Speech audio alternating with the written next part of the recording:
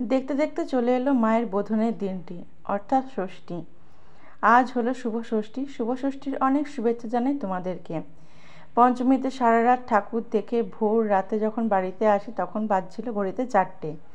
তারপরে ওই 2-3 ঘন্টা ঘুমানো, তারপরেই আবার স্নান ধান করে রেডি হয়ে নিয়েছিলাম ষষ্ঠী পুজো দিতে যাব বলে। মারা যেখানে থাকে তার ঠিক অপোজিটেই হচ্ছে দুর্গা পুজো হয়, আর সেখানে আমি মেয়ের নামে একটু ষষ্ঠী পুজো দিয়ে নিয়েছিলাম। তারপর এসে লাঞ্চ করে নিয়েছিলাম। লাঞ্চে ছিল ফ্রাইড রাইস, ছিল ফুলকপি আলুর রসা, ছিল বেগুন ভাজা। যেহেতু আমাদের দুর্গাপুজোর সময় নিরামিষ খাই, তাই নিরামিষ খাওয়া শুরু হয়ে গিয়েছিল।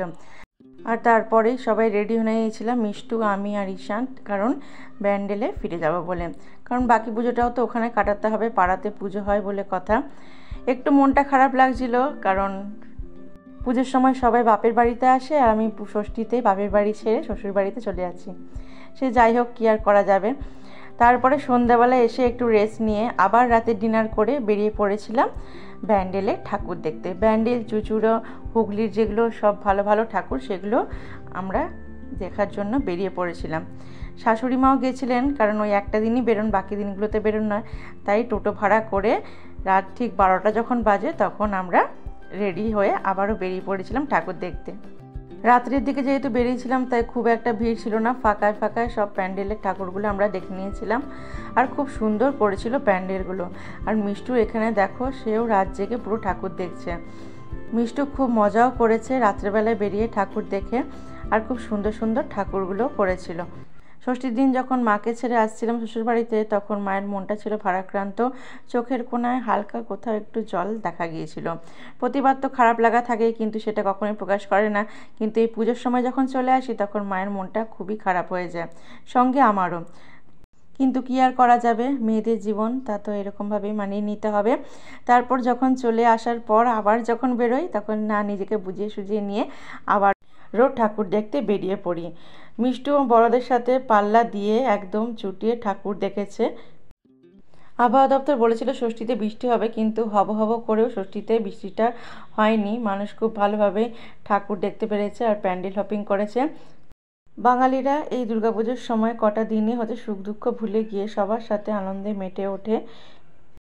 বাইরে খাওয়া দাওয়া করে, বন্ধুদের সাথে, পরিবারের সাথে ঠাকুর দেখতে বেরোয়, অনেক মজা করে থাকে। আর এই প্যান্ডেলটাও দেখো কত সুন্দর করেছে। ভিড় কিন্তু সেরকম ছিল না, কারণ তখন ঘড়িতে বাজছিল 1টা মতো। আর তাই ফাঁকায় ফাঁকায় আমরা সব ঠাকুরগুলোকে দেখে নিয়েছি। এক একটা প্যান্ডেল নিখুঁতভাবে তৈরি করতে শিল্পীদের কত মাসই না সময় লেগে যায়। আর তখন সেটা শ্রেষ্ঠত্বের যখন শিরোপা পায়, তখনই সেটা শিল্পীদের সার্থকতা। আর প্যান্ডেলটা তো সুন্দর করেছিল, তার সাথে সাথে প্রতিমাটাও করেছিল অসাধারণ। পুরো সাবেকি প্রতিমা ছিল, যা তোমরা দেখলেই বুঝতে পারবে। খুব সুন্দর করেছিল প্রতিমাটা। ঠাকুর দেখতে দেখতে মিষ্টুর খুবই গরম লেগে গেছিলো, কারণ সেদিন গরমটাও খুব ভালো ছিল, আর তাই আইসক্রিম খাবে বলেছিল। আর আইসক্রিমের সাথে ওর জামা, জুতো, ব্যাগ, হেয়ারব্যান্ড সব ম্যাচ করে গেছে। এমনকি মিষ্টুর বাবারও ইচ্ছে হচ্ছিলো যে আইসক্রিম খাবে, তাই বাপ বেটি দুজনে মিলে একই ফ্লেভারের আইসক্রিম নিয়ে খাচ্ছিল। অন্য সময় তো এত রাত্রে ওকে আইসক্রিম খেতে দিই না আমরা, আর ঠান্ডা লেগে যাওয়ার ভয়ে। কিন্তু এইবারে দুর্গাপুজোর সময় একটু ছাড় পেয়ে আর কি ও খুব খুশি। আর এরকম আইসক্রিম, বিস্কুট আইসক্রিম ও প্রথমবার খেলো, আর সেইটা খেয়েও ওর খুব ভালোই লেগেছিল। এরপর আমরা চলে গিয়েছিলাম আরেকটা প্যান্ডেল দেখতে, আর খুব সুন্দর করেছিল। আর এখানে দেখো জগন্নাথ মন্দিরে ধাঁচে তৈরি করেছিল প্যান্ডেলটা, আর ভেতরটাও কিন্তু খুব সুন্দর করেছিল। এখানে দেবী দুর্গার মূর্তিটা ছিল একটু অন্যরকম, কিন্তু খুব সুন্দর করেছিল দেখো।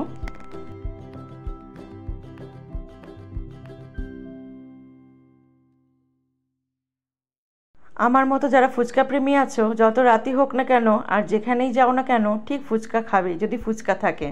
আর তখন ঘড়িতে বাজছিল 2:30 মতো। এই মাঝ রাতে দেখো আমি তখন ফুচকা খাচ্ছিলাম। অল্পই খেয়েছিলাম, বেশি খাইনি, কিন্তু খুব সুন্দর করেছিল ফুচকাটা। ঈশানকেও বলেছিলাম খাওয়ার জন্য, কিন্তু খায়নি, যেহেতু অনেকটাই রাত্র হয়ে গেছিলো। বরঞ্চ আমাকে বলছে, তুমি কি পাগল যে এত রাত্রে ফুচকা খাচ্ছ? পাগল বলো আর যাই বলো, ফুচকা প্রেমী, আমি তো ফুচকা খাবোই, সে যত রাতই হোক না কেন। এরপরে একটা গ্যাস বেলুন হাতে নিয়ে মিষ্টু ঠাম্মির সাথে হেঁটে হেঁটে যাচ্ছিল অন্য প্যান্ডেলে ঠাকুর দেখার জন্য।